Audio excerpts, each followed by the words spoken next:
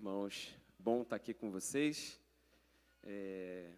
discernindo esse ambiente profético que a gente está vivendo na adoração dessa manhã, alinhado àquilo que Deus já colocou no nosso coração para falar para vocês em forma de ensino. Nessas manhãs é bom você trazer o seu caderninho, sua caneta, você que gosta de escrever, não deixar de trazer sua Bíblia, porque é com ela que a gente vai estudar essa manhã. Então, a gente tem falado sobre família, casa sacerdotal. A gente teve uma temporada aqui com o pastor Israel, que foi sobre honra, né?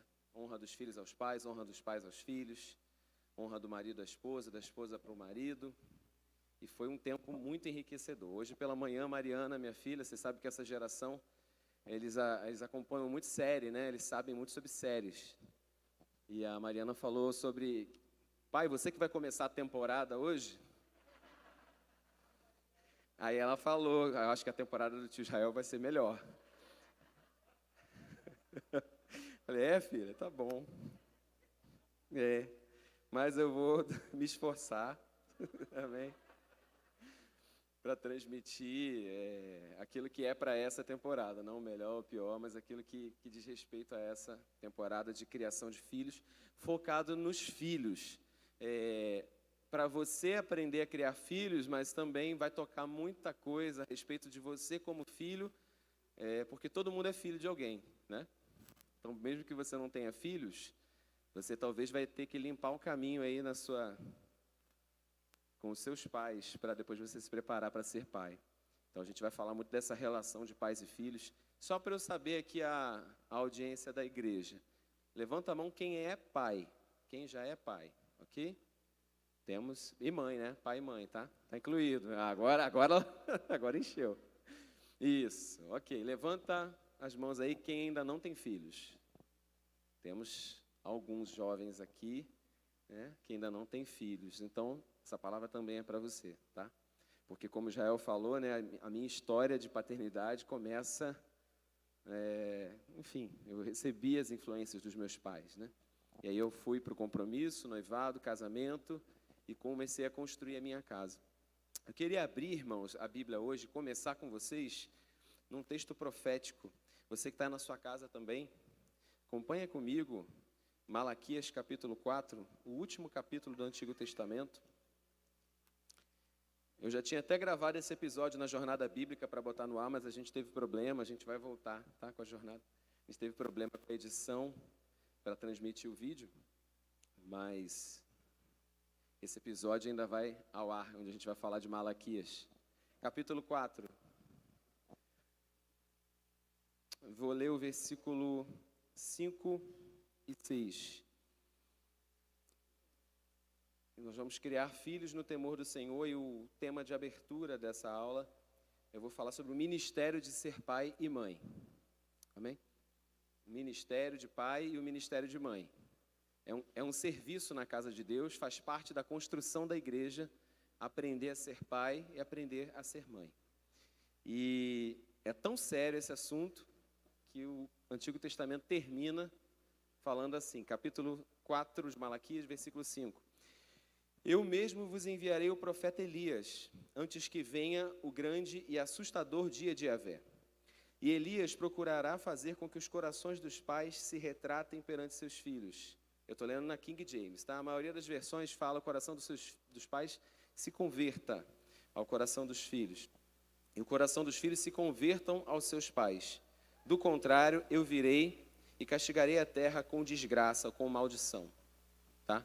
Algumas versões falam maldição, outras falam desgraça. É interessante que o dia do Senhor não é condicional, não tem assim, dependendo do que você vai fazer, do que você não vai fazer, né? O dia do Senhor, ele vai acontecer. Está marcado na agenda de Deus o dia onde Deus vai intervir na história da humanidade. Por enquanto, ele está deixando os homens decidirem, né? Conduzirem suas vidas. Mas vai chegar um momento onde é um dia grande, um dia terrível, um dia assustador, onde Deus vai entrar para interferir na história. E isso não depende do nosso comportamento. Esse dia vai acontecer. Ele está dizendo, mas antes que venha esse grande e terrível dia do Senhor, ele fala sobre uma maldição. Ou seja, Sabemos que os dias que antecedem a vinda do Senhor são dias de tribulação, são dias de perseguição, são dias de dores, nós sabemos disso.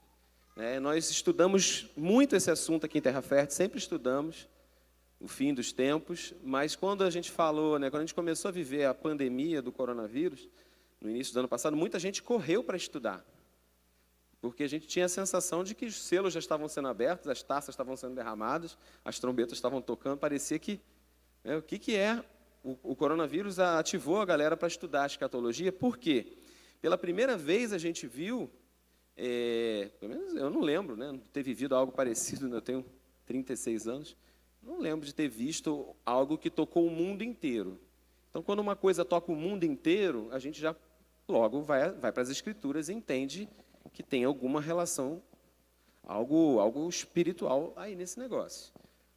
Outra coisa também que mexe um pouquinho com a nossa acomodação, até como igreja brasileira, é porque a gente está acostumado a ter terremoto no mundo todo e não ter terremoto aqui. Furacão no mundo todo e não tem furacão aqui.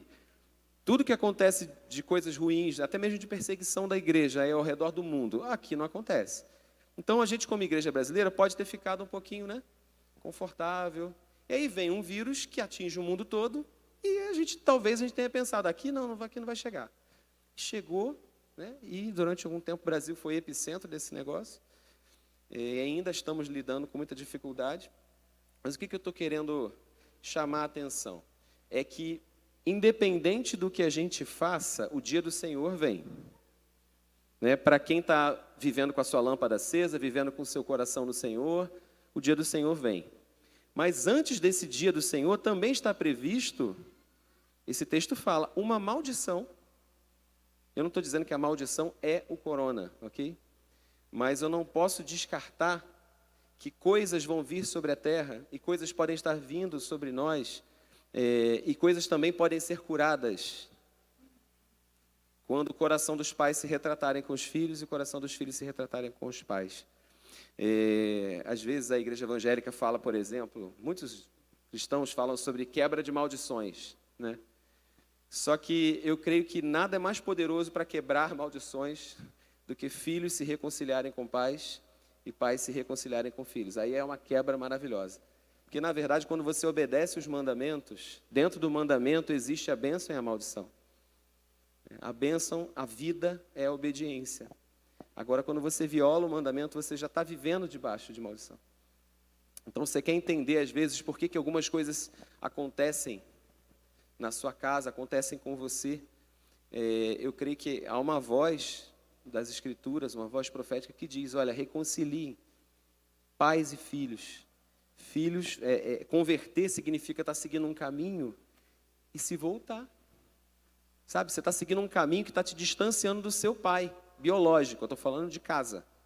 Você está seguindo um caminho que está te colocando distante da sua família. Você está sentindo que seus filhos, você está perdendo o coração deles, eles estão indo para longe de você. Se converta, o Senhor está dizendo. A voz profética é que nos dias que antecedem o grande e terrível dia do Senhor, a manifestação de Elias, alguns falam sobre 3 manifestações de Elias, que a primeira foi a do profeta lá do Antigo Testamento. Qual era a marca do ministério de Elias? Restaurar o altar do Senhor, confrontar os altares dos deuses falsos e restaurar o altar do Senhor. Esse foi o ministério de Elias, e Elias foi tomado, Elias não morreu. Então, talvez no imaginário do povo de Israel, vai se levantar de novo, Elias vai voltar, mas não é o Elias físico que vai voltar, mas a unção de Elias. Jesus, quando foi perguntado sobre isso, e aí, nós sabemos que você é o Messias, mas não tinha que vir o Elias antes? Vocês lembram quando perguntaram isso para Jesus? Para vir, se você é o Messias, o Elias já tem que ter vindo. Porque eles lembravam que Malaquias tinha falado, que antes que venha o dia do Senhor, tem que vir o Elias. E aí Jesus respondeu como Jesus costuma responder. Você sabe como é que Jesus responde, né? Ele disse assim, Elias já veio, Elias vai vir. E aí ele respondeu, Elias já veio, e Elias também vai vir. Então eu creio que houve a manifestação de Elias nos tempos ali de Jezabel e Acabe. E o próprio comentarista, não sei se é Marcos, no evangelho dele, que diz, Jesus estava se referindo a João Batista, quando ele diz, Elias já veio. Então a gente entende que houve a primeira manifestação lá no Antigo Testamento, a segunda manifestação, que é aquele que preparou o caminho para o Senhor, que foi a voz profética de João Batista. E nos tempos de hoje, irmãos, eu creio que é a terceira manifestação da unção de Elias, é a mensagem que a gente tem que carregar à igreja. Antes do grande e temível dia do Senhor, a mensagem que a gente tem que carregar é: pais, se convertam aos seus filhos. Filhos, se convertam aos seus pais, para que eu não venha e fira a terra com maldição. A terra está doente hoje. Não há como negar que a terra está doente. E fisicamente, há uma enfermidade mundial. Eu creio que a cura, se a gente descobre a origem do problema, né? A cura é a conversão, a retratação, a reconciliação. Eu creio que a gente pode fazer isso, começar dessa manhã também, um momento de retratação, de conversão. Quando eu estava vindo para cá, eu fiquei pensando nessa palavra converter, porque eu gosto muito de ministrar e fazer um apelo no final e as pessoas aceitarem Jesus. Eu gosto de fazer isso. E se tiver gente aqui ou em casa pela internet que queira se reconciliar com Jesus, e essa oportunidade pode acontecer, vai acontecer. Mas se eu fizer o apelo e ninguém vier aqui à frente, eu fiquei orando: Senhor, e se não tiver pessoas ali para serem salvas hoje e se converterem hoje? E o Senhor falava comigo que muita gente pode ser salva a partir dessa mensagem. Sabe quem é que pode ser salvo? A próxima geração. A próxima geração pode ser salva. Tem muita gente que pode ser convertida a partir dessa manhã. Começar dos seus filhos, da sua casa. Eles podem se voltar para o Senhor. É só você se converter a eles e eles se converterem a você. E como? Como converter, né?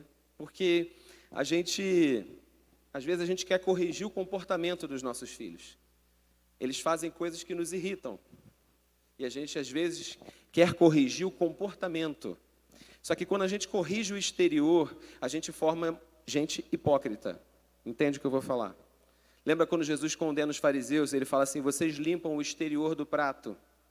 Vocês são preocupados com a impureza cerimonial, a impureza do lado de fora. Quando a gente só se preocupa em corrigir aquilo que o filho faz vergonha para a gente não está formando nada nele. A gente está criando um religioso, um hipócrita. Alguém que vai se preocupar em parecer santo, em parecer certo, mas o coração cheio de imundícia. É claro que o comportamento tem que ser corrigido, mas como que eu alcanço o comportamento?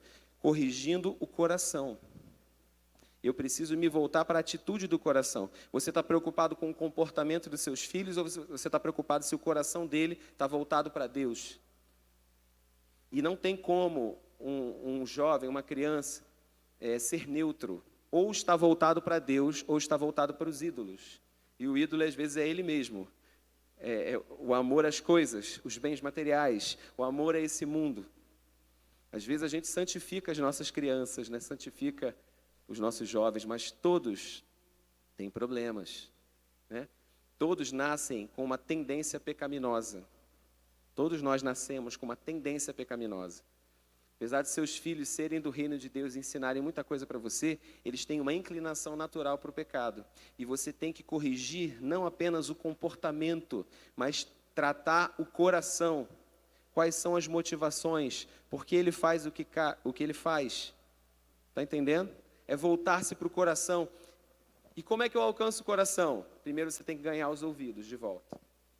Estabelecer na sua casa um ambiente de comunicação, onde você ganha primeiro o ouvido. Quando você ganha o ouvido, você ganha o coração. Quando você ganha o coração, você ganha as mãos.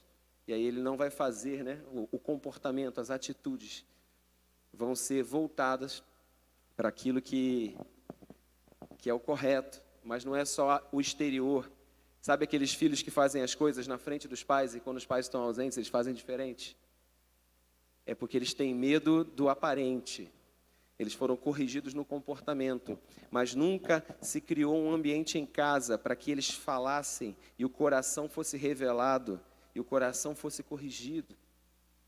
Então eu quero te estimular nessa manhã, te exortar, né, como creio que é a manifestação da igreja, a pregação, né, dessa unção de Elias, converter-se, é dedicar o foco, você está tomando um caminho distante dos seus filhos distantes de você, volta, reconcilia, ganha o ouvido para ganhar o coração, para depois ganhar o comportamento. Amém? Vocês estão entendendo? Essa mensagem faz sentido para você? Amém?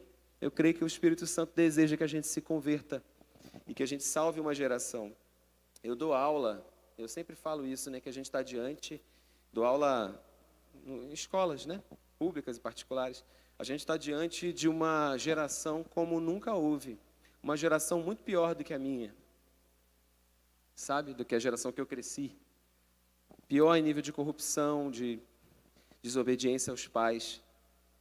Eu vou falar uma frase aqui que eu ouvi essa semana, e você já deve ter ouvido. Às vezes, eu brinco com os adolescentes que eu dou aula, eu falo assim, quando eles estão falando de namoro, eu falo assim, vocês não têm idade para isso, não. Não conversa sobre isso, não, que isso não é hora de vocês, não. E eu não fico incentivando, nem igual às vezes as pessoas acham bonitinho, incentivam, professor incentiva, pai incentiva. Eu viro para eles e falo, vocês não têm idade para isso, não.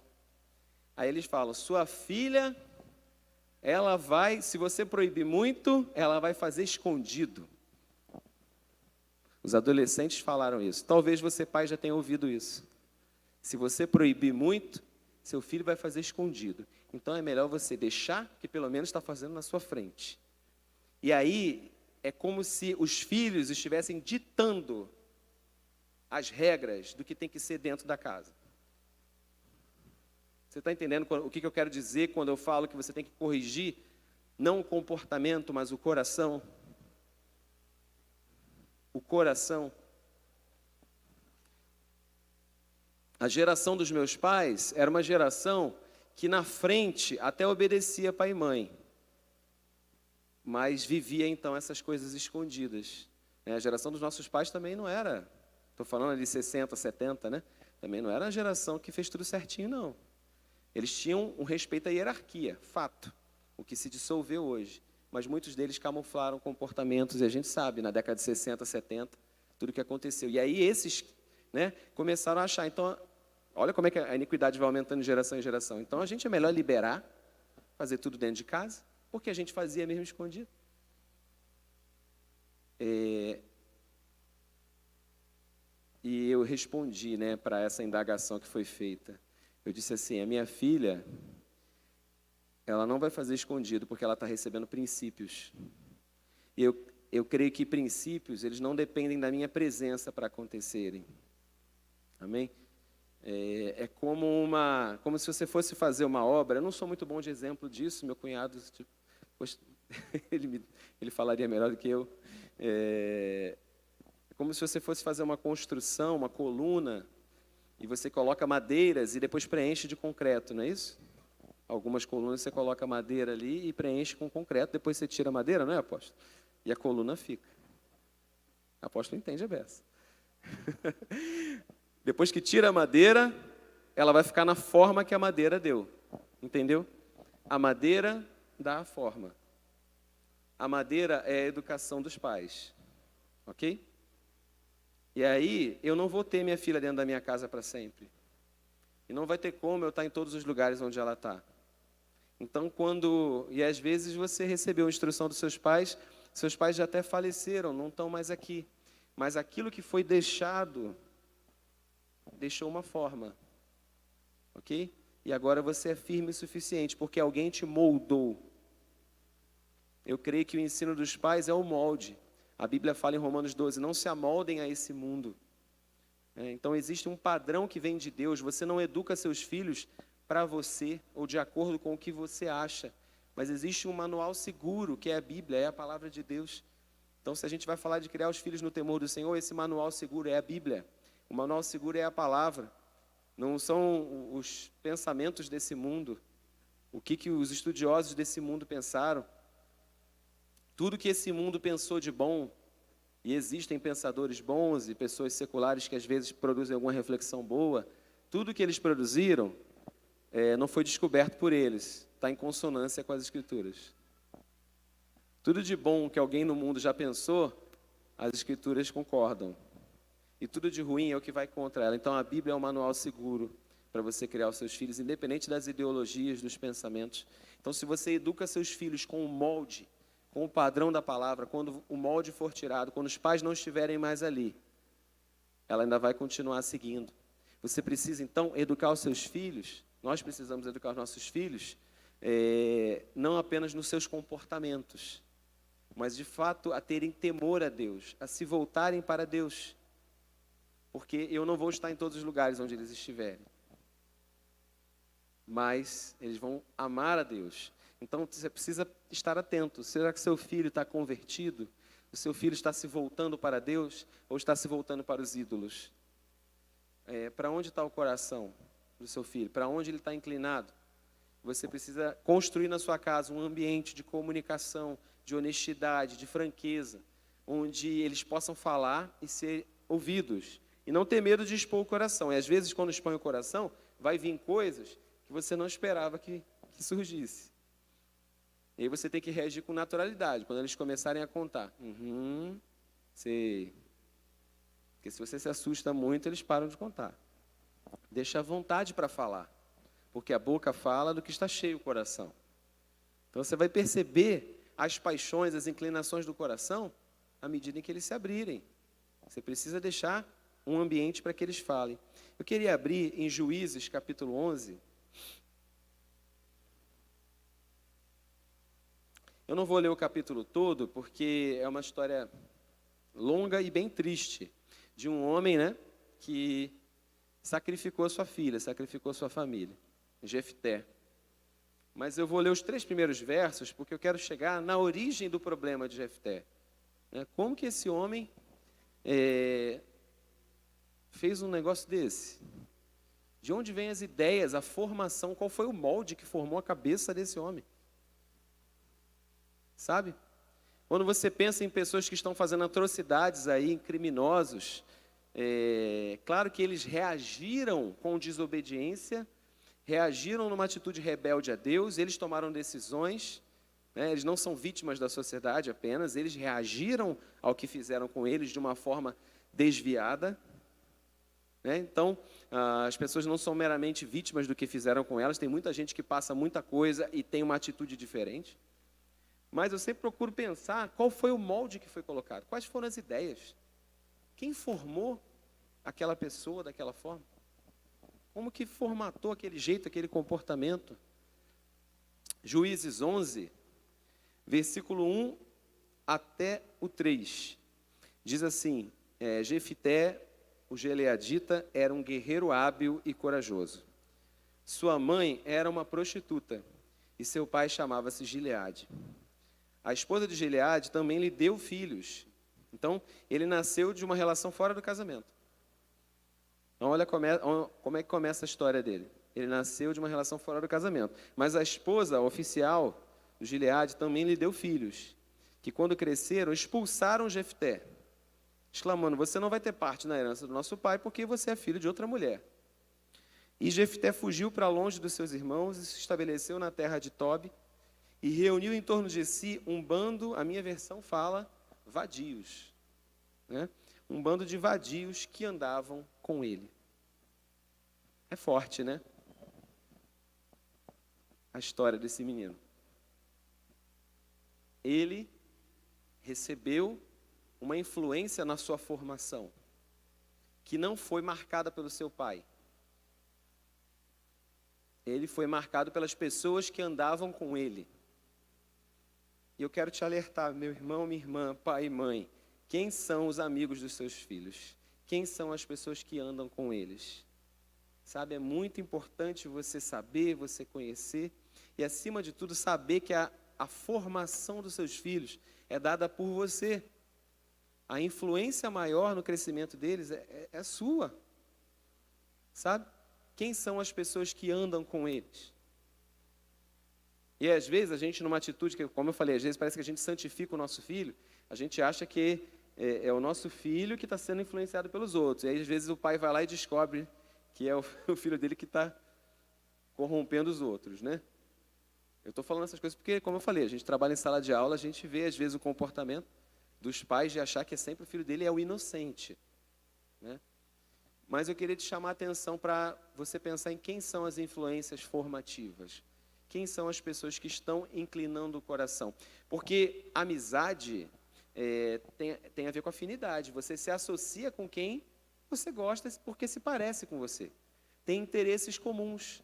Então, se você vê o seu filho andando com pessoas com interesses assim complicados, você não tem que pensar, poxa, são eles que estão pervertendo meu filho. Pode ser que o coração do seu filho já esteja se voltando para aquilo, e é por isso que ele gosta de estar ali. Na verdade, a gente deveria se perguntar por que ele gosta daquele ambiente. Por que ele gosta daquelas amizades? Por que ele gosta daquele lugar? Aqueles lugares, aquelas influências sempre existirão. A questão é o que existe no coração do seu filho que o faz se aproximar daquilo, que o faz desejar aquilo, que o faz querer estar perto daquilo. E, como eu disse, né, o caminho para alcançar o coração é criar na sua casa uma atmosfera de comunicação, um ouvido para ouvir, que você tenha um ouvido tão pronto para ouvir os seus filhos que eles não precisem, todo mundo precisa de amizade, é fato, mas que eles não precisem ter amigos porque querem encontrar alguém para ouvir. Preciso encontrar alguém para me ouvir, está entendendo? Eles vão ter amizade, é normal ter amizade, mas eles não precisam correr desesperadamente atrás de qualquer um, só porque eles querem alguém que os ouça. Entende? Ele precisa ter na casa um lugar onde ele fica à vontade com o seu pai e com a sua mãe, para sentar e falar, e ser ouvido. Nem sempre acolhido, muitas vezes corrigido, mas ele sabe que os seus pais vão estar lá para ouvir. Eu estudei há uns meses atrás sobre bloqueios emocionais, né? Às vezes nós temos insegurança, né? Medo de falar em público, medo de assumir uma promoção no trabalho, de ascender na carreira, medos, inseguranças, bloqueios com algumas coisas, e às vezes até um senso de valor, né, diminuído. Às vezes você se sente pequenininho diante das outras pessoas. Ninguém se sente pequeno ou desmerecido quando sabe que é amado por um pai dentro de casa, quando sabe que é amado por uma mãe dentro de casa. Se tentarem te diminuir, mas você sabe que tem um pai e uma mãe que te amam, você vai saber, eu tenho um pai, ele se chama Jorge e ela se chama Cecília. Sempre que alguém tenta me diminuir, eu sei que eu sou amado por uma família. Amém? E hoje eu sei que eles me amam, mais ainda porque eu amo minha filha, eu tenho noção do que é esse amor agora. A gente só vai entender depois, né? E não tem como, outro dia eu estava chorando lá em casa assim, não tem como eu retribuir. Hoje eles não estão aqui, mas acho que estão me assistindo na internet. Não tem como eu retribuir o amor que meu pai e minha mãe têm por mim. O que eles me amam, eu não consigo nem amar a proporção do que eles me amam, sabe? Mas eu sinto que é um pacto de gerações, eu preciso devolver isso. E aí eu derramo sobre a minha filha. Eu sei que ela não vai conseguir me amar no todo que eu a amo, mas ela vai passar isso adiante. Mas você, que de repente tem uma história parecida com a de Jefté, que também não sabe quem é sua mãe, ou não sabe quem é o seu pai, não sente que tem, às vezes você se sente desmerecido, né? Você não sabe o valor que tem. E a grande parte das pessoas que não sabe o valor que tem, é porque elas não tiveram afirmação de um pai que diz, tu é muito bom, tu vai passar. Meu pai sempre me colocou para fazer concurso público. Estuda que tu vai passar. E passei, e vou continuar passando. Porque meu pai investiu e acreditou, mas de repente você não teve. E aí você se sente inseguro para tudo. E a raiz disso tudo, de você não entender o seu valor, é de não saber que é amado. Eu quero que você enche o seu peito agora. Você pode fazer isso? Diga assim, eu tenho um pai. O Deus Todo-Poderoso. Sabe, eu tenho um pai. Toda vez que quiserem diminuir o teu valor, você precisa saber disso. Toda vez que tentarem, sabe, pessoas tentarem humilhar você, ou ofender você, ou diminuir o teu valor, você saber, eu tenho um pai. Eu ouvi isso de um pastor, amigo meu, ele fala que Deus tem um amor especial pelo órfão e pela viúva. Está nas Escrituras, é bíblico. Deus é o pai dos órfãos. E às vezes você é órfão de pai vivo, né? Não estou dizendo que você tem que negar a existência do seu pai. Você tem que honrar o seu pai. Mas às vezes você tem pai, mas não tem paternidade. Entendeu? Dentro da sua casa existe pai, às vezes existe mãe, mas não tem paternidade, não tem maternidade. Você vai continuar honrando, mas de repente você não está recebendo deles esse cuidado, essa proteção, essa afirmação, esse senso de valor. E o que você vai fazer? Quando eu ensino sobre família, eu sempre digo para as pessoas isso. Quem está ouvindo a palavra é você. Então você não tem que pensar, seria tão bom se ele estivesse aqui ouvindo. Quem está ouvindo é você. Então, em se tratando de família, quem tem que mudar é quem está ouvindo a palavra. Então, você não vai dizer que a sua mudança depende da mudança do outro. Ah, eu vou mudar quando meu marido mudar, eu vou mudar quando minha mãe mudar, eu vou mudar quando meu pai... Quem está ouvindo a palavra é você, então muda você. Amém? E se ninguém na tua casa mudar, você mudou. Amém? Se ninguém na tua família mudar, você mudou. O coração dos filhos se converte aos pais. O coração dos pais se converte aos filhos. E aí, a maldição não vem sobre a terra. Amém? Há perdão sobre a terra. Coisas são liberadas sobre a terra. Quando pai e filho se reconciliam. Amém? Vem restituição, vem boas novas, vem boas notícias. Então, eu quero dizer para você, não fica esperando a mudança do outro, não. Muda você. Amém? Muda você. Obedece os princípios você. Estabelece um lar onde possa haver comunicação, onde as pessoas possam se falar. Eu ouvi há muito tempo atrás, até aqui no módulo de família das nossas escolas, sobre 3 tipos de comunicação, 3 níveis de comunicação. Isso aqui pode ser uma ferramenta que vai te ajudar. Às vezes a gente pensa assim, mas em casa a gente conversa, a gente fala. Né? Tem mãe que é uma benção, que fala. Eu brinco, fala ou não fala? Eu brinco que as mães, às vezes, algumas, tá? Elas entram num loop infinito. Elas entram num assunto, aí volta no mesmo assunto, aí volta no mesmo assunto, aí volta no mesmo assunto, aí volta no mesmo... Então, quando você passa o dia inteiro com uma mãe, algumas são assim, de ficar... Mas não quer dizer, aí sim, o assunto. Não quer dizer que porque você fala muito, que existe uma comunicação plena na sua casa. Tá? O que é comunicar? A ideia que se tem de comunicação, qual é a ideia que se tem? Se eu falar assim, uma palavra, Kézia, que vem à sua mente quando você ouve falar em comunicação, fala em uma palavra. Feedback, agora você já está com o princípio certo, né? Comunicação, o que tu pensa? Comunicar é? Essa frase aí, alguém falou aí. A primeira palavra que a gente pensa quando fala comunicar é falar. Só que isso não está 100% certo, não é verdade? Quem estuda aí, linguística, você sabe que tem o emissor, o receptor, a mensagem, o código, o canal de comunicação e o contexto. 6 elementos da comunicação. Primeiro ano do ensino médio, viu? 6 elementos da comunicação. Então, olha o que está inserido na comunicação. É só falar? Por exemplo, se eu falar para vocês aqui, what is your name? Vocês entenderam? What is your occupation? Aí, tá fraco. Estou tentando. Aí, quando eu falo, né, occupation, aí alguns já não entenderam. Eu falei? Sim ou não? Falei, não falei? Eu comuniquei? Nem todos entenderam, né, apóstolo? Eu falei, mas eu comuniquei? Não, eu só falei. Para haver comunicação, o emissor tem que mandar a mensagem, mas o receptor tem que dominar o mesmo código. Porque se eu falei aqui um exemplo, né, do inglês, se você não sabe o que aquele código significa, o receptor não consegue decodificar e entender a mensagem, porque a mensagem sempre vai codificada. Entendeu isso? Ok, gente? Amém? Amém? Então, assim, eu envio uma mensagem.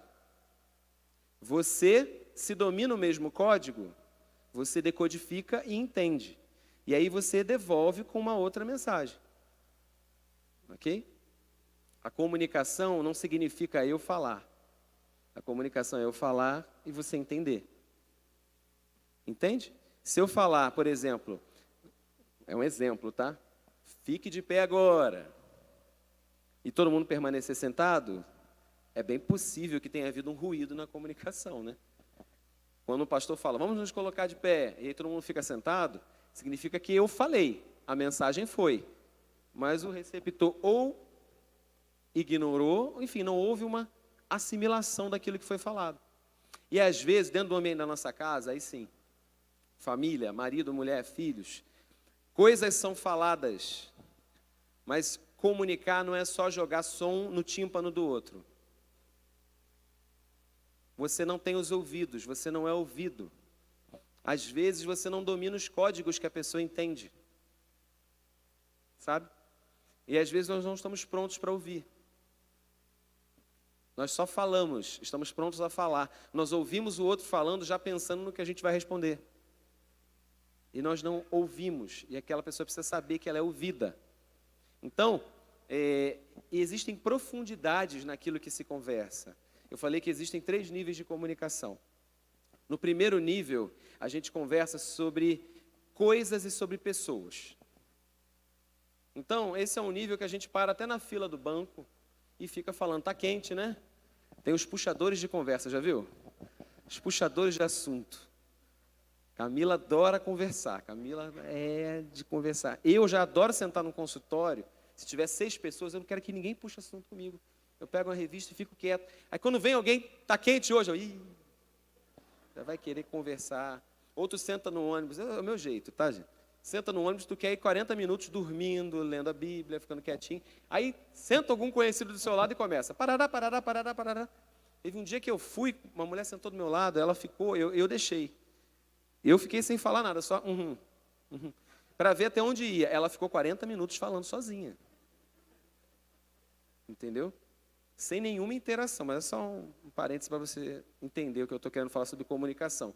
Então, às vezes, dentro do ambiente da nossa casa, nós só falamos sobre coisas. Está quente, está frio, está chovendo, né?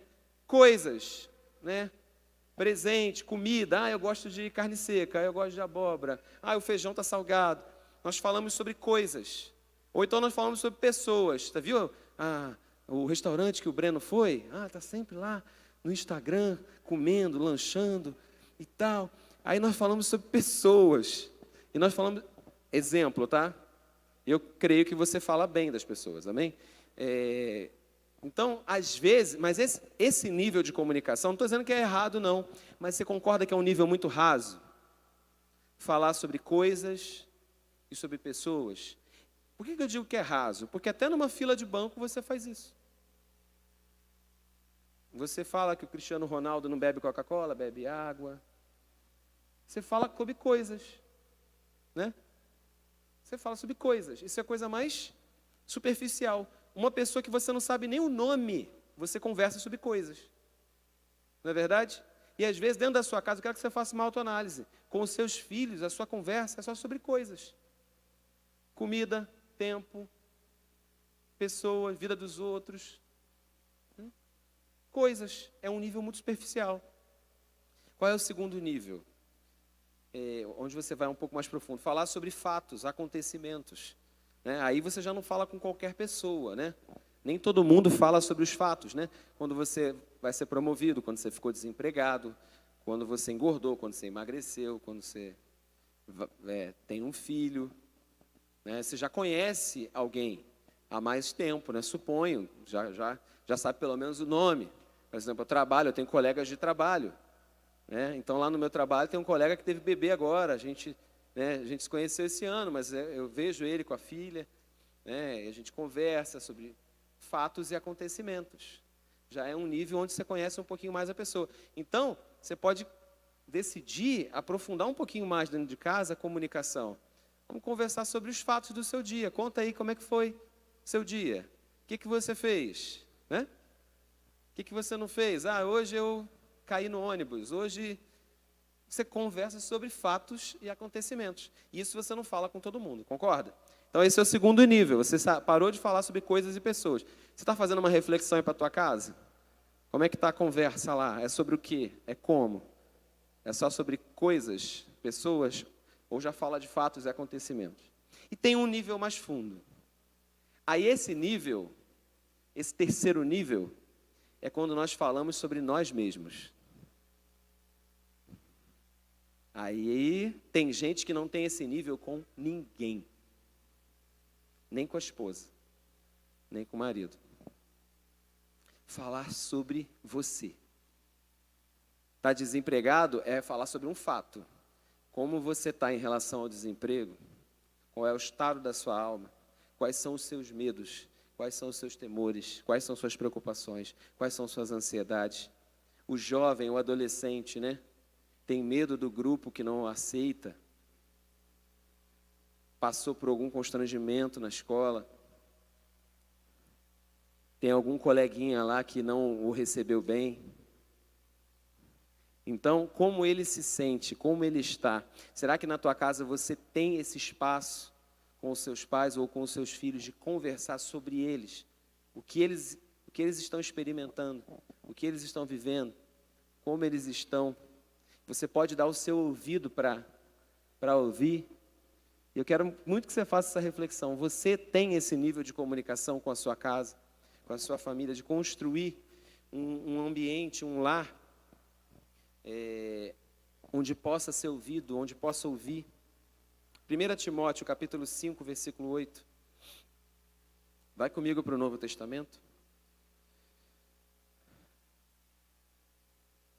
1 Timóteo, capítulo 5.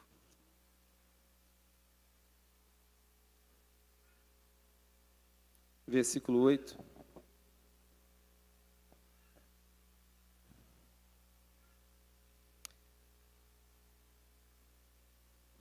Contudo, se alguém não cuida dos seus, especialmente dos de sua própria família, negou a fé e é pior que um descrente. Palavras do apóstolo Paulo para Timóteo. Se alguém não cuida dos seus e da sua família, negou a fé e é pior do que um descrente. Então, a fé verdadeira, um cristão verdadeiro, cuida dos seus e dos da sua família. É a mensagem do Espírito nesses últimos dias. Volte os seus ouvidos para se preocupar com o coração dos seus filhos. Tem que ter contato físico, tá? Pai e mãe precisam dar carinho físico aos filhos, não somente quando são pequenos, ok? Para que eles não... Eu sei que algumas pessoas têm dificuldade com isso. Tem dificuldade com abraço, tem dificuldade com carinho, com toque. Mas isso é necessário, né? Que seus filhos sejam beijados, que seus filhos sejam abraçados, para que eles não saiam correndo para abraçar o primeiro que encontrar, para abraçar a primeira que encontrar. Eles precisam ter esse ambiente, né? Então eu quero que você seja atiçado, ativado por essas palavras, para você conseguir ganhar o ouvido e assim ganhar o coração, e aí mudar o comportamento, estabelecer na tua casa um ambiente de carinho, um ambiente de conversas saudáveis, um ambiente onde eles não vão querer sair correndo para se casar, ou simplesmente sair de casa de qualquer jeito, morar junto, porque não aguenta mais viver naquele ambiente. Amar é um dever dos pais. Vamos falar um pouquinho sobre deveres dos pais. Aqui está dizendo que eu tenho 1 minuto. Eu vou introduzir esse assunto e a gente continua na semana que vem. Amar é um dever dos pais. Em João 3,16, você não precisa abrir, mas você sabe de cor, diz que Deus amou o mundo, tá? Só que a gente tem sempre essa noção de amor como um sentimento, né? Se ficar só no sentimento, não traz benefício, entendeu? Para o seu ministério de ser pai, de ser mãe, se ficar só no sentimento, não traz benefício. Porque João 3,16 não traria benefício para a gente se parasse só no Deus amou o mundo. Ah, Deus amou o mundo, Deus amou o mundo. Mas Deus amou o mundo e o que ele fez? Deu o seu Filho. Para que todo que crê pudesse ser salvo, pudesse ter a vida eterna. Então, irmãos, quando a gente só... Porque, às vezes, quando a gente vai aconselhar, os pais falam, mas eu amo. Eu amo. Ou quando o filho cobra isso, mas eu te amo, você sabe que eu te amo. Sabe, a gente às vezes até fala que ama, Só que o amor é demonstrado com cuidado, com atenção, com elogio, com afirmação, com demonstrar preocupação. Eu me lembro quando eu era solteiro, eu era líder de jovens aqui, eu me lembro que eu cuidei de vários rapazes que não tinham assim uma família como a minha. E eu me lembro, eu tive o privilégio de ter, né, pais e mães que cuidavam de mim. E aí eu ia para a casa de um, e às vezes ia visitar, ia aconselhar, orar junto. E aí eu me lembro, já teve situações, né, aqui no bairro, de tiro começar, e aí os vizinhos falarem, é melhor você dormir aí, não vai para casa não. Eu dormi na casa dos jovens lá, e eu me lembro que minha mãe me ligou, né, para saber onde eu estava, e aí eu conversei com ela, disse onde estava, o que eu pretendia fazer, e ela me abençoou, e eu fiquei ali. E um daqueles jovens que estava lá, falou assim, sua mãe te ligou? Ele falou, minha mãe só dá falta de mim depois de 3 ou 4 dias.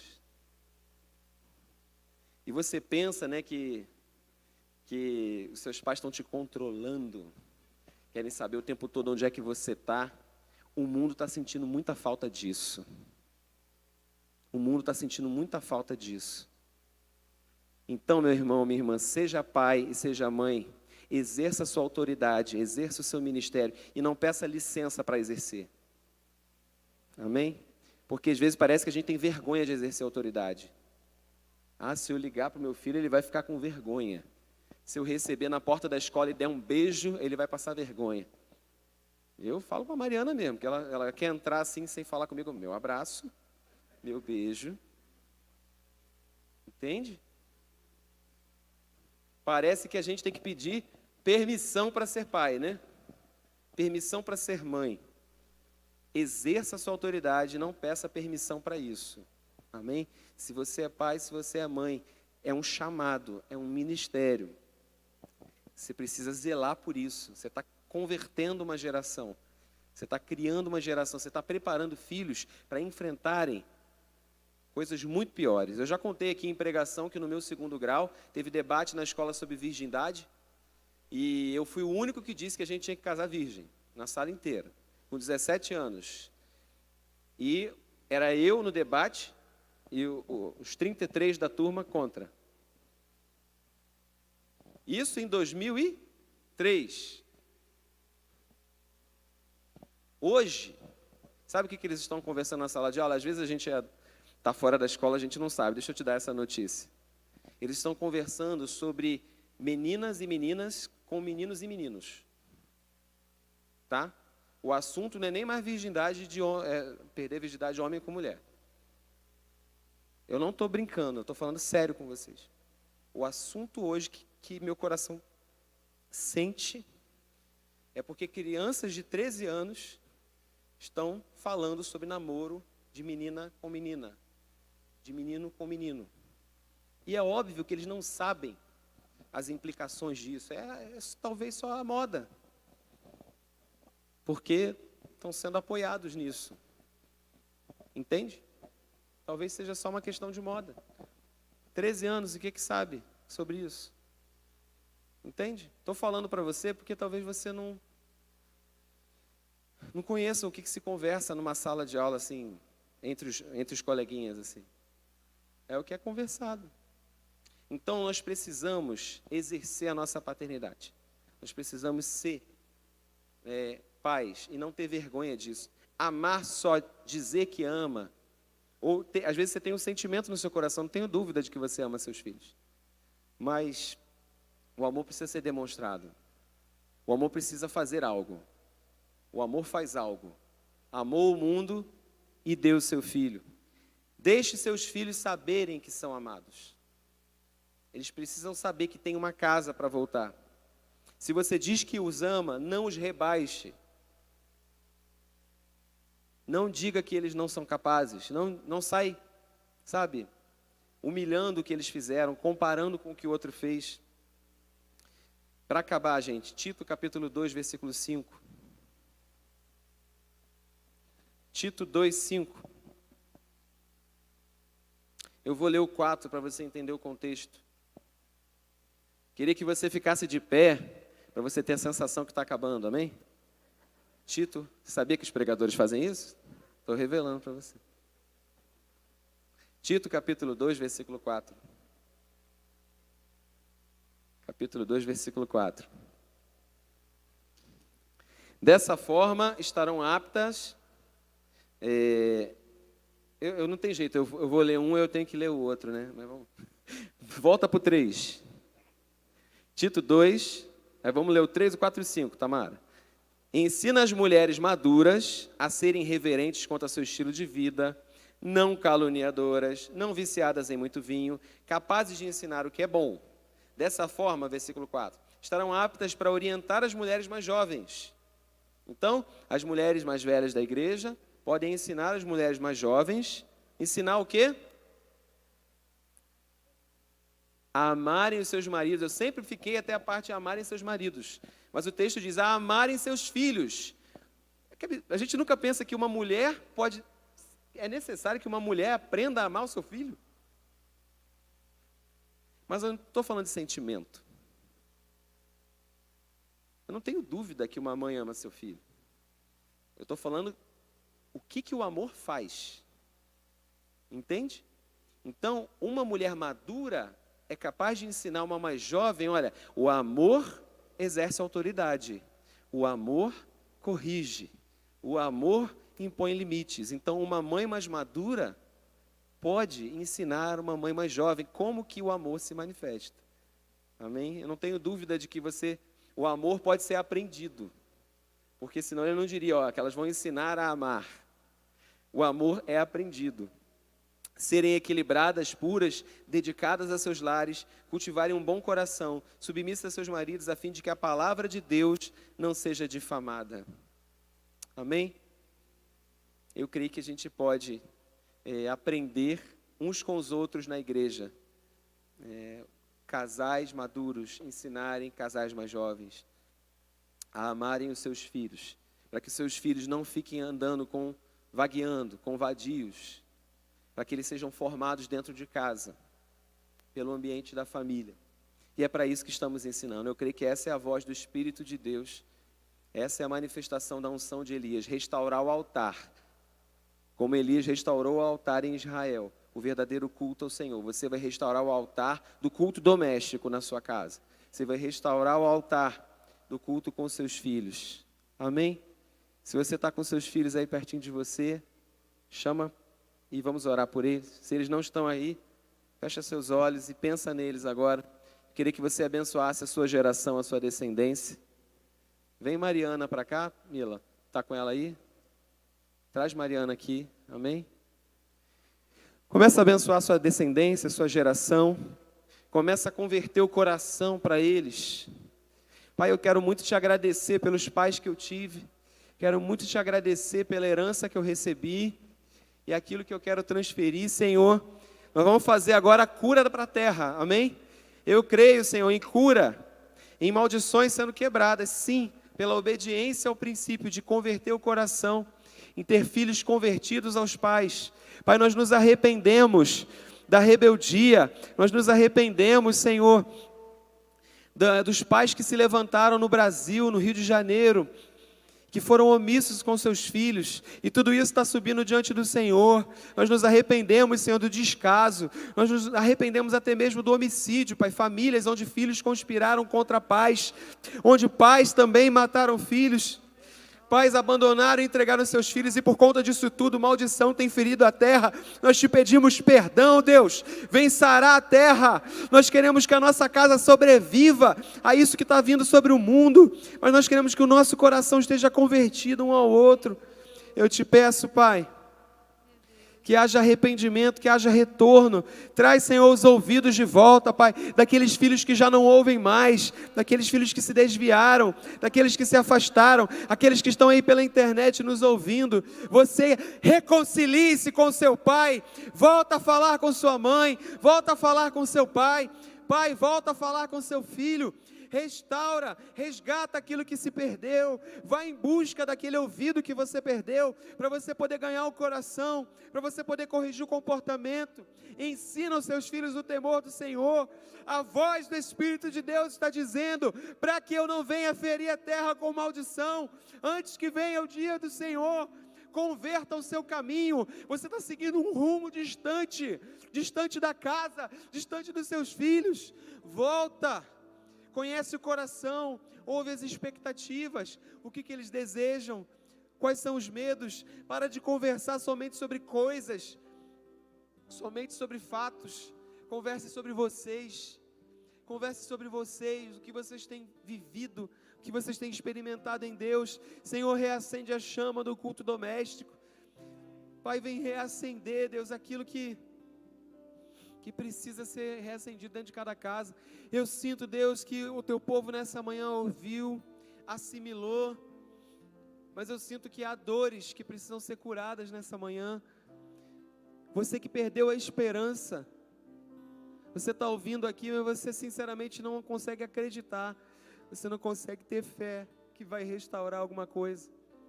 Simplesmente tenha certeza que você está fazendo certo agora. Deixa com Deus o resultado. Não fica pensando que está tudo perdido, não. Faz o certo. Faz o certo dentro da sua casa. Faz o certo com seus pais. Faz o certo com seus filhos. Faz o certo. Daqui em diante, se você foi um filho que não teve isso com seus pais, daqui em diante, com os seus filhos vai ser diferente. Vai ser diferente. Vem curar, Senhor, todo trauma, toda insegurança, Pai. Toda falta de identidade, Senhor. Meninos que não sabem se posicionar, meninas que não sabem o seu valor, que elas possam saber que elas têm um Pai. Nosso Deus é Pai dos órfãos. Ele realmente cuida. Ele cuida. Ele assume muitas vezes o papel de um pai biológico. E Ele abre portas para vocês que o seu pai abriria. Deus intervém na história do órfão. Eu acredito nisso literalmente. Deus intervém na história daquele que viveu a orfandade, que viveu o abandono.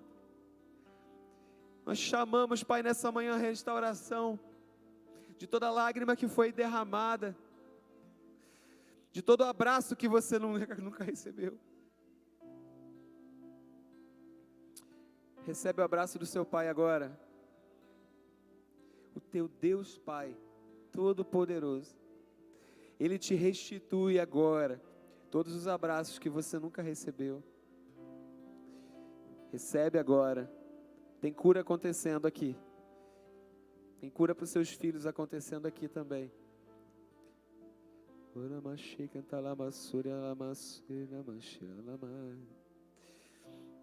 Abraça seus filhos. Abraça seus filhos. Abraça seus filhos. Abraça seus filhos. Abraça seus filhos. O amor faz alguma coisa. Deus amou o mundo e deu o seu Filho. Deus amou o mundo e deu o seu Filho. Quem sabe você não é o pai, não é a mãe, mas você tem crianças que você influencia, seus netos, seus sobrinhos, que olham para você e esperam de você também uma referência. Ame-os. Ame-os. Eu sei que você tem expectativa de uma resposta rápida, instantânea, mas só faz o certo. Faz o certo hoje, faz o certo amanhã, faz o certo 1 ano, 2 anos, o tempo que for, faz o certo. E a sua constância, um dia a maturidade vai chegar para esse jovem, e ele vai saber que tinha uma avó que orou por ele, que tinha uma mãe que a vida inteira clamou por ele. Aqueles que estão longe agora, Pai, aqueles que estão presos nos vícios, nós intercedemos por eles agora. Aqueles que estão rebeldes, Senhor, obstinados, dobra-os, Senhor, dobra-os, converte o coração e reconcilia. Que venha esse ano muitas notícias de reconciliação, muitas notícias de reconciliação. e que pela reconciliação venha cura para a terra, Senhor. Afasta de nós essa praga, afasta de nossas casas, de nossas famílias, nós te pedimos.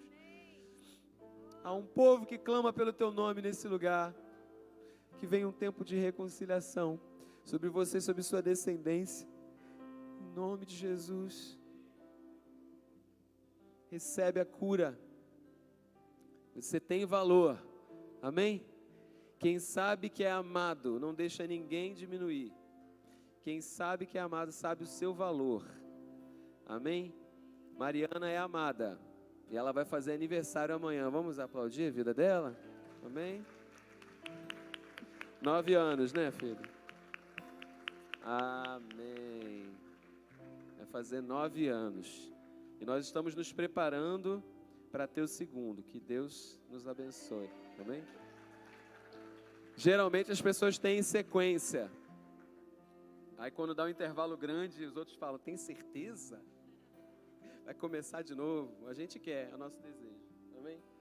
Esteja orando por nós, por nossa casa. Amém? Apóstolo.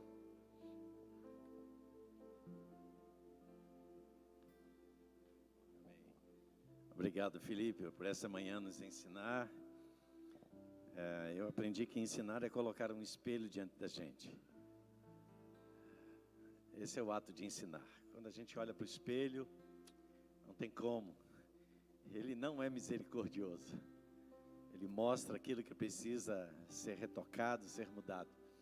E eu creio que essa manhã, tenho certeza que o Espírito de Deus usou a vida de Felipe para falar. Pessoal da mídia, vocês têm aquela imagem do Ministério Infantil? Se tiver, pode colocar, por favor. Pode ficar de pé mesmo, eu já vou terminar mesmo, agora. É que hoje à noite, às 18 horas, está aí a imagem? Então, hoje à noite, às 18 horas, no segundo pavimento, a liderança do Ministério Infantil está solicitando a todos os pais que querem estar com seus filhos, né, durante os horários do culto, no ambiente do Ministério Infantil, nas salas, até 8 anos. Nós teremos uma reunião com os pais e responsáveis dessas crianças. Não será naquele modelo anterior que todo mundo subia e sabe-se lá como ficava lá em cima.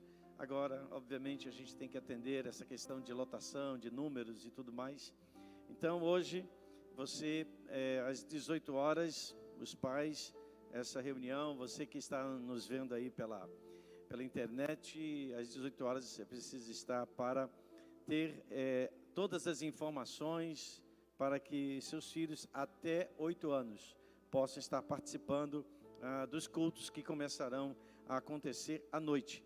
E hoje, agora mesmo, depois do encerramento agora da escola, os pais que querem trazer os seus filhos para estarem à noite, por enquanto nós vamos iniciar o culto infantil somente à noite, não durante o dia, não durante as manhãs de domingo, mas somente à noite. Então você que congrega e frequenta aqui as manhãs e à noite também, você já pode começar a inscrever o seu filho, a sua criança, hoje com a Valéria. Valéria está aí? Onde é que está a Valéria? Está lá no fundo, lá atrás, né? Junto lá às camisas. Você pode procurar a Valéria e já dar o seu nome, o nome dos seus filhos. Que o Senhor abençoe, que o Senhor nos guarde, que o Senhor seja sobre nós a sua bondade, a sua misericórdia, completa sobre nós tudo aquilo que recebemos nesta manhã, que o Espírito do Senhor te leve em segurança e em paz. Até logo mais, que o Senhor te abençoe, em nome de Jesus, uma manhã abençoada. Shalom.